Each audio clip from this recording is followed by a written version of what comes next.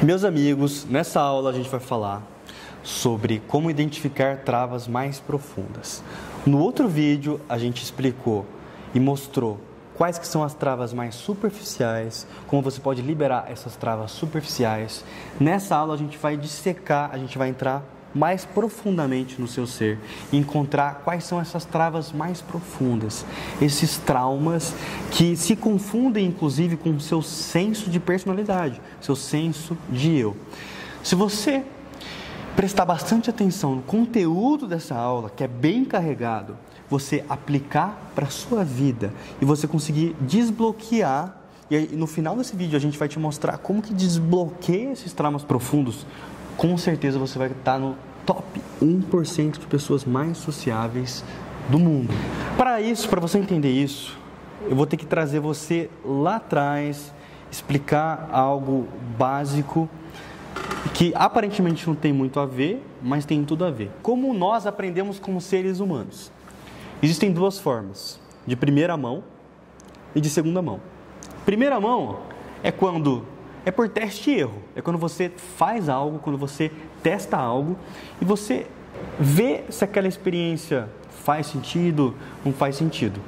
E tem de segunda mão, é quando a sociedade te passa certa informação, quando as pessoas elas te ensinam algo, né? Por segunda mão, a gente aprende que se chama condicionamento social, tá? Mas vamos lá, eu vou te dar um exemplo prático de como que funciona você adquirir conhecimento em primeira mão. Em primeira mão, por exemplo, vamos supor que uma criança, ela nunca relou no fogo. Aí ela vai lá e ela, sem querer, ela rela no fogo. Porque você não concorda que se uma criança nunca se queimou, ela não sabe que o fogo queima. Então, ela vai lá, ela coloca inocentemente o dedo no fogo e queima. Ou seja, ela aprendeu por primeira mão, uma experiência dela mesma, que ela não pode relar no fogo, porque queima. Em segunda mão, é por exemplo, quando ela vai relar na tomada, o dedo na tomada, e o pai fala, não rela aí, você pode se queimar, tal, grita. Ou seja, ela adquiriu um conhecimento que veio do externo, que veio de uma outra pessoa. Então, o condicionamento social, em grande parte, ele é muito positivo. Por quê? Porque pelo fato de que seria humanamente impossível você testar e você passar por tudo na sua vida, por teste e erro, para saber o que funciona e o que não funciona, o que é certo e o que é errado. Então, é muito bom ter pessoas dizendo, olha, por esse caminho não é muito bom, olha, isso é certo, isso é errado. Então, o condicionamento social é positivo, sim, em grande parte. Mas existe um aspecto negativo, tá?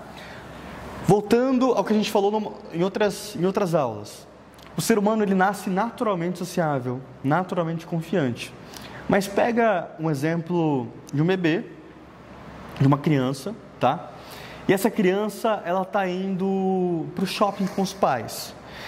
No shopping, essa criança, ela se expressa, ela fala um pouco mais alto do que o normal, tá? Aí o pai vira para ela e fala... Ele fica com vergonha porque ele está num shopping e ele fala, não pode gritar, feio, está errado. Ou seja, aquilo lá é o condicionamento social, é alguém que está externo a ela dizendo que algo é errado.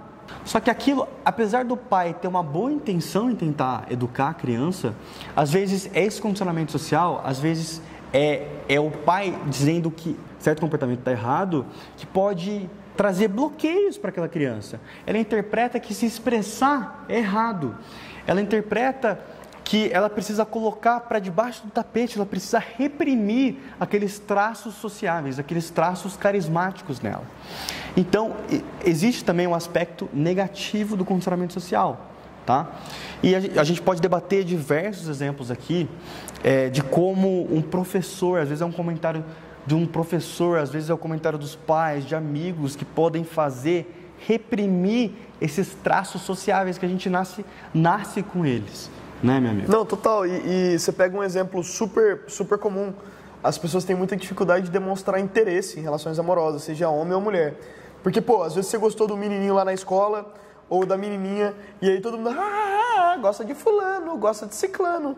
Porque na sua perspectiva limitada de criança, aquelas outras crianças são a sua tribo, se todas elas começam a te usar sobre aquilo, a sua perspectiva vai dizer, meu Deus, eu tenho que esconder a parte de mim que demonstra interesse. Porque se eu demonstrar interesse, eu vou ser zoado, eu vou ser expulso da tribo e eu posso correr um risco de vida, porque eu não vou ter recurso sozinho.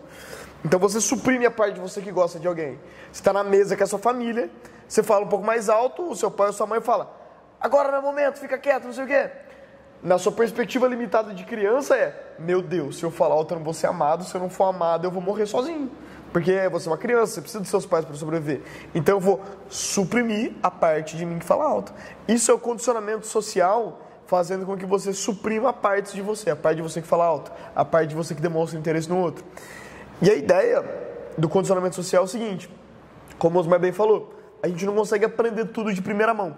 A gente tem que aprender socialmente para a gente conseguir funcionar na sociedade. E para isso existem filtros. E se você passa nesse filtro, mesmo que a informação que você está dando não seja correta, a criança, a pessoa com perspectiva limitada, até mesmo adultos, vão acreditar naquilo que você está falando.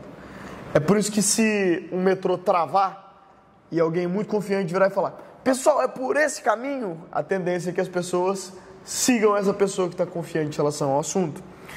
É por isso que em alguns momentos da história, talvez pessoas mais autoritárias possam ter tomado o poder. Inclusive foi exatamente esse o caso. Porque as pessoas acreditam quando os filtros são passados. Que filtros são esses?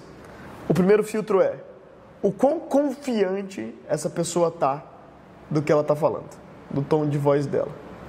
Segundo, o quão alinhado o corpo dela está em relação ao que ela está falando. E terceiro, o quanto que a mente dela e a maneira com que ela se expressa vocalmente, os tons de voz, estão alinhados com isso. Então é um alinhamento dos seus pensamentos, palavras e ações. Certo? É o que você fala, a maneira com que você fala e o jeito que o seu corpo está alinhado com isso. Se esses três filtros forem passados, a tendência é que você acredite naquilo que estão te falando, independente de aquilo que estão te falando ser verdadeiro ou não. É por isso que nos anos 90 muitas propagandas de cigarro fizeram com que as pessoas fumassem mais, porque nem sempre coisas boas passam no filtro, às vezes coisas ruins passam no filtro. E é mais ou menos por isso que a gente está fazendo essa aula, porque nem tudo que você aprendeu socialmente está te fazendo bem. Eu vou te dar agora um exemplo prático de como que funciona esse condicionamento social e como que a gente acaba moldando o nosso comportamento e a gente filtra o nosso comportamento a partir do externo, tá? Mesmo um adulto, muitas vezes a gente tem o hábito de escanear o ambiente para ver se certa pessoa está fazendo algo e se essa pessoa estiver fazendo aquela atitude, a gente se sente mais livre e mais capaz de fazer tal atitude. Eu vou te dar um exemplo prático. Vamos supor, cara, num teatro. Já percebeu que as pessoas começam a bater palma quando uma outra pessoa bater palma? Você pode até ficar impressionado com a apresentação que está tendo ali, você pode até ficar com vontade de bater palma, mas a gente sempre está escaneando o que a sociedade permite eu fazer. Os outros estão batendo palma? Ah, não, eles começaram a bater palma ali, então eu vou começar a bater. Então, ou às vezes você pode estar num ambiente social, que tem uma outra pessoa dançando. Pelo fato de ter outra pessoa dançando, você se sente capaz, você se sente liberado em começar a dançar. Nossa, eu lembro quando eu comecei no trabalho, uma das primeiras reuniões, assim, né? Tinha uma mesona de reunião, e aí tinha uma bancada com pão de queijo, com água, com bolacha e tal. E aí, como era uma das primeiras reuniões, eu tava ali sentado ouvindo, e eu tava assim, meu Deus, que fome, que vontade de pegar um pão de queijo, que vontade de ir lá e tomar uma água e pegar um café, que vontade de comer uma bolacha, mas eu tava assim, mano, e aí? Ninguém tá fazendo nada, será que eu posso fazer isso? E foi muito legal, porque ninguém tava indo, eu falei, quer saber, eu vou lá. Do jeito que eu levantei, peguei uma água, peguei o pão de queijo e a bolacha, quando eu voltei, mais 2 ou 3 foram, assim, num período curtíssimo de tempo. Tava todo mundo querendo que alguém fosse primeiro, para dar permissão para as outras pessoas irem. Eu acho que isso reforça um pouco a prisão que a gente vive, né? Porque muitas vezes a gente tem uma vontade genuína que surge dentro da gente. A gente precisa da aprovação do meio, né? A gente precisa que o outro esteja fazendo para a gente se sentir capaz de se expressar e de fazer o que a gente quer fazer. Para continuar nesse assunto, a gente vai falar sobre traumas. O que é um trauma? O trauma é uma emoção que no momento que você sentiu foi forte demais para você lidar com essa emoção. E porque ela foi forte demais, você, em vez de lidar, seja porque você era uma criança, seja por qualquer motivo, você suprimiu ou escapou. Você suprimiu ela, fingiu que ela não estava ali. Ou você escapou dela pensando numa outra coisa e por aí vai. Essa emoção suprimida, quando você jogou ela para o seu inconsciente, fingiu que ela não estava ali, simplesmente não conseguiu lidar com ela naquele momento, ela continua afetando a maneira com que você funciona. Então a gente acabou de dar alguns exemplos disso. Quando você era criança, gostava de alguém na escolinha, todo mundo fez piada de você. Ou olha que legal, porque você aprende de sunga na mão, às vezes ninguém fez piada com você. Fizeram piada com seu amiguinho. E você, vendo que fizeram piada com seu amiguinho sobre o fato dele gostar de alguém, você já percebeu que você também não pode gostar de alguém, que aquilo é inaceitável. E aí você também vai lá e suprime aquela emoção, mesmo que não tenha acontecido com você em primeira mão. Mesma coisa se seus pais ficam bravos com seu irmão, com a sua irmã. Você já sabe que você também não deve ter aquele comportamento. Numa família que todo mundo fala baixo, você está falando alto, você às vezes nem precisa falar alto. Você já percebe que falar alto é inaceitável naquele contexto. E você também fala baixo. Todas essas emoções suprimidas, elas são jogadas para baixo do tapete e você começa inconscientemente a agir fingindo que elas não estão ali. E aí que surgem os traumas. E na terapia, parte do trabalho do psicólogo é identificar esses traumas e lidar com eles. E porque os traumas, eles são as emoções suprimidas, eles muitas vezes eles querem vir para a superfície.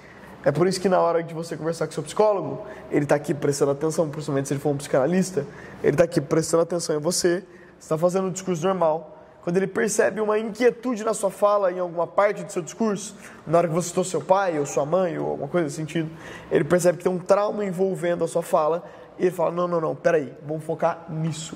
E esse nisso que ele está focando é querendo abrir mais do que a superfície e entender o que em você não está completamente trabalhado, o que em você foi suprimido em algum momento da sua vida, aquilo que está uma carga emocional presa. E aí, a partir disso, ele vai ter que pegar aquela carga emocional, trabalhar e fazer com que ela fique organizada. Mais ou menos esse é parte do trabalho. Freud dizia que a gente não é senhor na nossa própria casa, exatamente porque existe o inconsciente. E esse inconsciente, ele é responsável por muitas das nossas ações. Se você, na hora de interagir com alguém, começa a ficar tenso, talvez a tremer, talvez a ficar na sua cabeça, quando você tem uma reação emocional exagerada a uma situação que não merecia essa reação, pode ter certeza que você teve um gatilho emocional. E o gatilho emocional, ele é um sintoma de que tem um trauma existente sobre aquele assunto. Pode ser sobre qualquer coisa. Pode ser sobre falar com alguém, mas pode ser sobre ver uma lagartixa na parede. Eu tinha trauma em relação à lagartixa. Então, se eu visse uma lagartixa, uma foto de um lagarto, aquilo já me engatilhava e eu ficava super tenso com aquilo. Porque aquilo era uma emoção suprimida forte que eu tive na infância. E o grande ponto do eu não ser senhor na sua própria casa é que nós não percebemos a realidade como ela é. Nós percebemos a realidade como nós somos. Você pode perceber que quando você está puto com alguma coisa, a tendência é que você só preste atenção em coisas que vão continuar te deixando puto. Quando você está pessimista, você vai prestar atenção em coisas que te fazem se sentir vítima. Quando você está otimista, você começa a prestar atenção em coisas que continuam te alegrando e continuam naquele estado emocional. Os nossos traumas, eles moldam a nossa percepção da realidade. Nós vemos o mundo a partir das lentes do que a gente acha que merece e a partir da visão que nós temos de nós mesmos. Nós tentamos reforçar a imagem que nós temos de nós mesmos. E a nossa imagem de nós é muito baseada nos traumas que a gente teve e na imagem que a gente quer passar e naquilo que a gente quer suprimir, as partes da gente que a gente acha inaceitável e quer suprimir desde a infância. a gente vai entender a forma como que o condicionamento social nos afetou. E a partir disso a gente vai entender o que nos serve e o que não serve. E o que não serve a gente vai retirar. Tem uma frase muito forte que é: tudo que você resiste, persiste. Então, enquanto você não trabalhar e aceitar essas emoções travadas, elas vão continuar ali. Todas essas emoções que você não lidou vão continuar ali. E você pode perceber que o seu eu, se a gente desenhar um círculo aqui, você só tem noção de 10% consciente do seu eu, aqui em cima. Embaixo dessa linha vão ter seus hábitos, e embaixo dessa linha de inconsciência vão ter os seus padrões comportamentais, e vão ter todas as suas emoções suprimidas. E essas emoções suprimidas é o que a gente chama de traumas.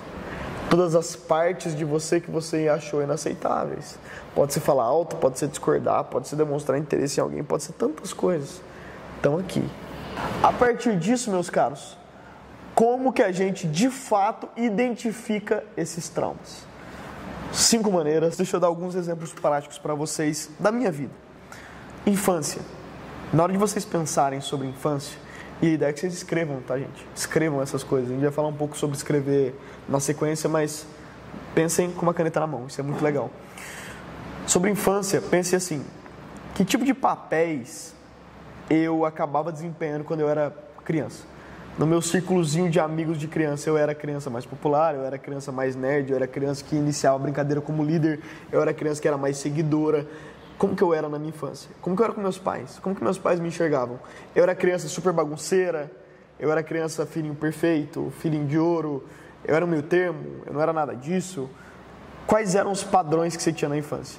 Quais eram os papéis que você exercia? Eu, na minha escolinha, eu sempre fui o menino mais nerd. E esse papel de mais nerd, que tinha mais amigos homens, não era tão bem quisto pelas meninas, no sentido romântico, quando eu era pequeno. Esse foi um padrão que na minha adolescência acabou se repetindo. Mais do que um padrão que se repete, foi a autoimagem que eu tinha de mim mesmo. Por mais que eu negasse isso, quisesse negar, quisesse pagar de legalzão, no fundo eu tinha a impressão que eu era esse cara nerd. No fundo eu não sentia que eu merecia, porque eu ainda sentia que eu era o cara nerd. Ou mesmo andar com um determinado tipo de cara, porque no fundo eu ainda era o cara nerd. Por mais que eu quisesse mentir pra mim mesmo, que eu quisesse pagar de fodão, de legalzão, no fundo eu achava que eu era o cara nerd. Porque esse foi o papel que eu desempenhei na infância. Qual papel você desempenhou? Nos meus pais, eu sempre fui um menino de ouro. Eu não demonstrava muito raiva, discordância, sempre concordava, sempre queria agradar, sempre queria ser aprovado. E aí, talvez um pouco mais na frente da vida, isso pode ter afetado a maneira com que eu relacionava com as pessoas do meu trabalho. Prestem atenção nos papéis que vocês desempenhavam na infância. Padrões. Em padrões, prestem atenção em coisas na vida de vocês que se repetem. Que tipo de relacionamento você costuma ter? Que tipo de amizades você costuma ter? Que tipo de decepções você costuma ter? Presta atenção naqueles padrões que você sempre retorna. Às vezes você até conhece alguém assim. Uma garota que sempre busca um cara que acaba traindo ela, que abandona ela. Às vezes ela pode ter algum trauma relacionado ao abandono. E subconscientemente ela repete aquele padrão várias e diversas vezes, porque no fundo o nosso ser, no fundo o nosso inconsciente quer liberar aquele trauma que está alocado. Então você vai repetir sempre os mesmos erros até você conseguir liberar aquela emoção. Um padrão que eu costumo retornar é: eu podia arrumar meu quarto, arrumar minha casa, ter uma semana super produtiva, mas assim, nunca durava mais que uma semana ou duas. E eu percebi que era um padrão que eu tinha, de não conseguir ser organizado a longo prazo. Eu tinha um padrão de desorganização. E aí eu lembrei muito que isso vinha de, quando eu era pequena, e padrão de infância totalmente ligado, que eu não gostava de arrumar meu quarto, quando eu era pequeno. Eu queria que alguém fizesse isso pra mim. E aí, na vida adulta, eu tinha associado arrumar o quarto como uma coisa negativa. Outro padrão negativo é, eu sempre procrastinava para fazer tarefa para estudar. Também porque tinha um link que eu liguei negativamente com isso, porque eu queria ficar assistindo desenho quando eu era pequeno.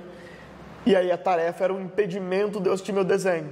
Então eu associei muito desde cedo fazer tarefa com algo negativo, porque o legal era assistir desenho. E eu precisei ressignificar isso na minha cabeça, para eu conseguir achar legal fazer o estudo, arrumar o quarto. Eu precisei perceber a origem dos meus padrões. Eu precisei perceber que era um padrão, depois a origem do padrão, para conseguir resolver. Gatilhos. Eu já tive muitos gatilhos. Um gatilho foi, por exemplo, para conseguir começar a chegar em menina, na época que eu tava com 15, 16 anos, ia pras baladinhas. Pô, me travava. Eu tinha uma reação emocional exagerada daquela situação. Porque se eu for pensar, não tem nada demais conversar com uma menina. Mas quando você tem 15 anos, travas. Mesma coisa, eu tinha muito medo de lagarto, como a gente falou algumas vezes aqui. Eu vi uma foto de um lagarto, eu ficava em choque, travado. E isso é um gatilho emocional. E você pode ter gatilho emocional sobre muitas coisas. É qualquer reação exagerada. As minhas reações de gatilho emocional são de mais choque ou tensão. Mas a gente tem um gatilho emocional de ficar muito bravo por alguma coisa que não merecia aquela reação de braveza. Então, o grande ponto é perceber que é um gatilho emocional, porque é uma reação exagerada, e pensar por que eu estou tendo essa reação? De onde está vindo isso? Qual que é a história por trás disso? Escapismo, vou dar um exemplo clássico de escapismo. Estou trabalhando, quando eu sentia que eu tinha muita pressão, ou que eu era desaprovado no trabalho, eu estava trabalhando, dava uma vontade maluca de mexer no celular. Ou eu estava para estudar, dava uma vontade maluca de mexer no celular. Por quê? No caso do trabalho, porque eu tinha um medo de ser desaprovado. O medo de ser desaprovado que vinha desde a infância, que eu era a criança perfeita. No caso de estudar e ler, é porque eu tinha que ressignificar leitura ou estudo como sendo algo positivo, porque eu lembro que na infância eu tinha significado aquilo como algo negativo que me impedia de ver desenho. Então, o escapismo vem disso. Você pode ver que esses 5, eles se ligam totalmente. Eles estão apontando para uma mesma direção. E por último, medo. Isso é legal. Medo. De onde vem seu medo? Pô, eu tô com medo de gravar um vídeo para a internet. De onde está vindo esse medo? Que medo é esse? Gravar vídeo, por que isso te dá medo? Ah, porque às vezes tem que seguir a trilha dos porquês que a gente fala. Pô, porque todo mundo vai ver e podem me zoar. Por que você tá com medo de zoar? Ah, não, porque quando eu era pequeno fizeram graça de mim e aí você vai descendo mais fundo. Pô, tô com medo de chegar nesse grupo aqui para conversar, de abordar essas pessoas nesse evento. Por que você tá com medo disso? Ah, porque eu não quero ser desaprovado. Pô, mas quando que você foi desaprovado e isso que gerou esse sentimento negativo? O medo, busca o porquê profundo do medo. No meu caso de ter medo de lagarto, foi porque quando eu era super pequeno, eu fui numa exposição de Darwin, que tinha umas iguanas gigantes no MASP aqui de São Paulo. E a minha mãe ficou meio com medo. Eu, quando criança, vi o lagarto, vi a reação da minha mãe e interpretei lagarto igual medo. E aí, todas as vezes que eu vi um lagarto, uma lagartixa, quando eu era pequeno, eu signifiquei aquilo como medo. E aí foi tendo uma pilha de experiências negativas com lagarto. Ao ponto que quando eu era mais velho, eu vi um lagarto e aquilo significava automaticamente gatilho para tensão, gatilho para medo. Só que só de eu saber que esse é o motivo, faz o motivo perder força. Então, esses são os 5 motivos. Infância, padrões, gatilho, escapismo e medo. Presta atenção, anota como a gente vai falar, porque só de vocês saberem isso já vai facilitar muito. E nesse processo de você identificar os seus traumas, eu acredito que tem 2 coisas que são fundamentais. O primeiro é você colocar o seu orgulho de lado, você reconhecer que sim, todas as pessoas podem ter traumas, que você pode sim ter esses traumas. Tem muita gente que fala, pode estar pensando, não, eu não tenho essas coisas aí. Não, é você colocar o seu orgulho de lado e reconhecer que você pode sim ter esses traumas. O segundo ponto é observação. Você tem que ter uma observação aos seus padrões, aos seus gatilhos. É você se observar. E cara, para você conseguir remover as suas travas, para você conseguir ser essa pessoa sociável de forma natural, é preciso você primeiro identificar. Então, por isso que esse processo é assim de suma importância. Então, deixar o orgulho de lado e observar. Mas vamos para o ponto mais importante do vídeo. Parte 3 do vídeo. Vamos para o ponto mais importante. Parte 3 do vídeo. Como remover esses traumas, como remover essas travas. Vamos para o segundo desafio. Esse desafio eu vou mostrar para você como de fato deixar ir na prática. Para isso, você precisa de papel e caneta para você anotar o que veio à sua cabeça enquanto você assistia a aula. talvez um padrão, talvez um medo, talvez um gatilho emocional. Anote e depois siga a trilha de porquês, indo cada vez mais fundo para que você possa descobrir a origem desse trauma. E uma vez que você tiver com isso escrito, selecione um dos traumas para que a gente possa fazer esse processo de deixar ir. Você pode repetir esse processo quantas vezes você quiser, com qualquer trauma, resistência, trava que tiver no seu corpo. Esse é um processo natural e que nós aprendemos a fazer, porque sempre que sentimos uma emoção que nos deixa sobrecarregados, a nossa tendência é empurrar para baixo do tapete, fingir que não está ali, suprimir, escapar, expressar, como vocês já viram, mas nunca aceitar e deixar embora. E é isso que você vai aprender hoje. Então, para começar, depois de você já ter feito o exercício de papel e caneta e já selecionado aquilo que você quer deixar ir, quero que você sente em um local confortável, sem distrações, sem barulhos, em que você não vai ser interrompido ou interrompida. Que você coloque seus pés bem firmes no chão, suas mãos nos seus joelhos, e eu vou guiar você em ciclos de respiração. Primeiro para te deixar presente no seu corpo, para aquietar a sua mente, e depois para você poder aceitar e deixar ir aquilo que precisa ser libertado. Então, para começar, sente-se nesse lugar tranquilo agora. Coloque seus 2 pés no chão, mãos sobre os seus joelhos. Eu quero que você feche seus olhos e imagine que a sua consciência, essa consciência que julga, que rotula, que é frenética, que pensa sem parar. Quero que você imagine devagar essa consciência descendo da sua cabeça, pela base da sua coluna, percorrendo sua espinha e devagar imagine ela descendo até atingir a base da sua coluna. Alguns chamam esse ponto do corpo de chakra básico, o ponto de maior presença corporal e de centralidade do seu corpo.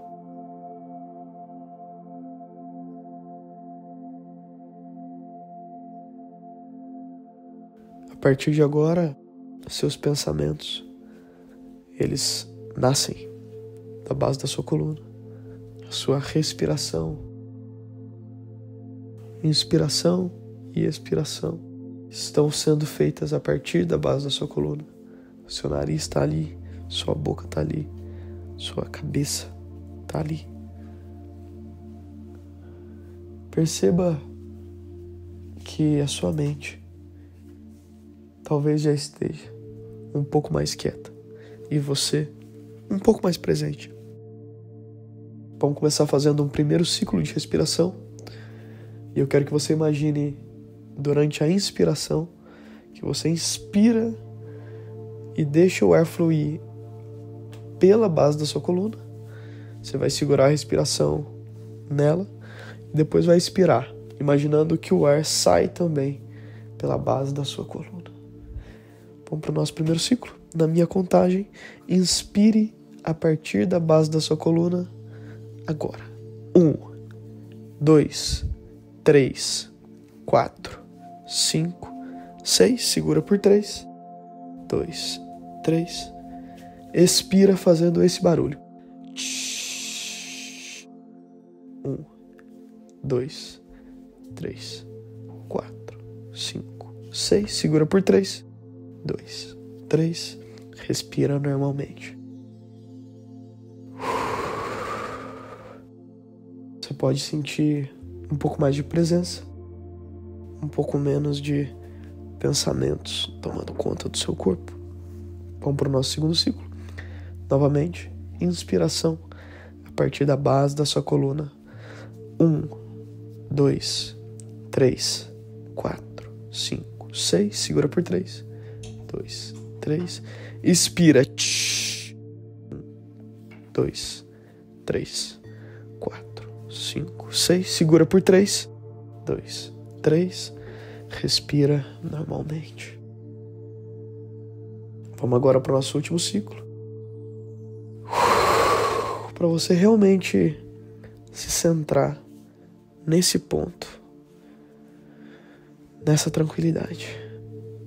Inspira. 1, 2, 3, 4, 5, 6. Segura por 3, 2, 3. Solta. 1, 2, 3, 4, 5, 6. Segura por 3, 2, 3. Respira normalmente. Agora, ainda de olhos fechados, com um pouco mais de presença no seu corpo, eu quero que você sinta as diferentes sensações que percorrem o seu corpo. Muitas vezes nós rotulamos um conjunto de sensação como uma emoção. Então, em um momento você pode dizer que você está sentindo medo, mas na verdade o que você está sentindo é um conjunto de sensações corporais. Uma pontada no estômago, um frio na barriga, uma tensão nos ombros. E esse conjunto de sensações é rotulado como medo. Não foque no rótulo, na emoção, mas nas diferentes sensações, sem rotular e sem julgar. Preste atenção nessas sensações do seu corpo. Aceite essas sensações. Durante muito tempo a gente é condicionado a escapar. Por meio de dopamina barata, a gente deixar de sentir o que a gente está sentindo para sentir a próxima emoção positiva gerada pela dopamina que a gente consome. Não escape, não se abandone. Fique com você nesse momento e sinta as sensações que fluem pelo seu corpo. Se aceite, se abrace, esteja com você. E agora, foque naquele trauma, naquela trava que você escolheu liberar. E deixe que as sensações ligadas a isso fluam pelo seu corpo. Dê boas-vindas para qualquer sensação que apareça. E lembre-se que não existe nenhuma sensação eterna e que não possa ser liberada.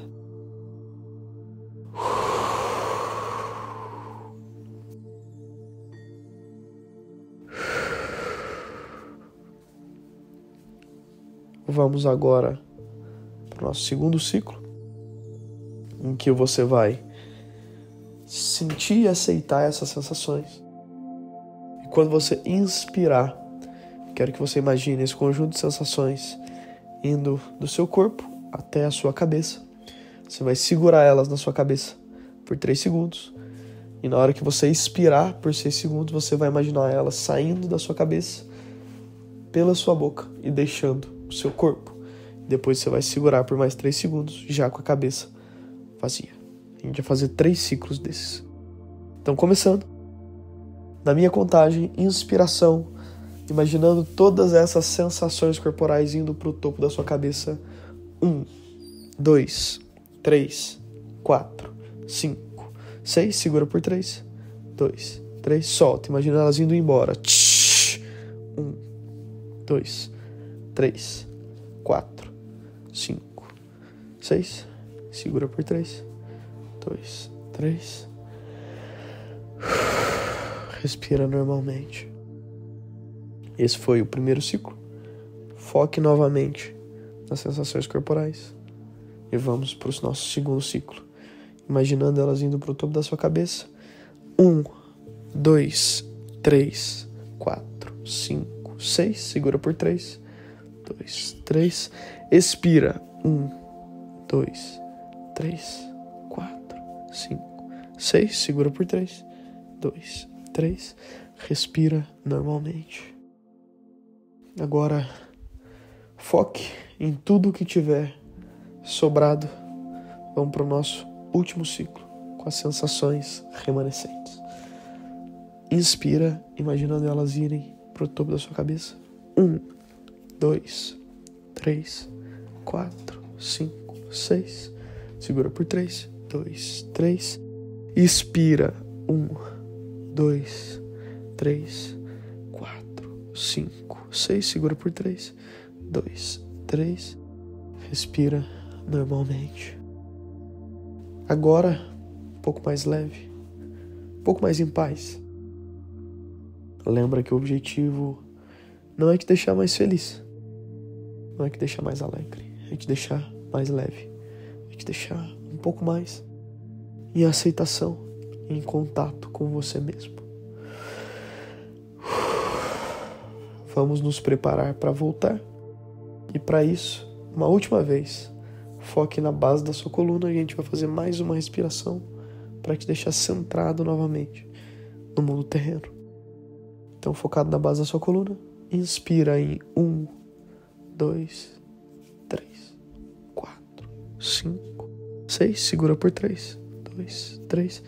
Expira. 1, 2, 3, 4, 5, 6. Segura por 3, 2, 3. Respira normalmente. Agora, um pouco mais em paz, um pouco mais leve, você pode abrir os seus olhos e voltar para o mundo.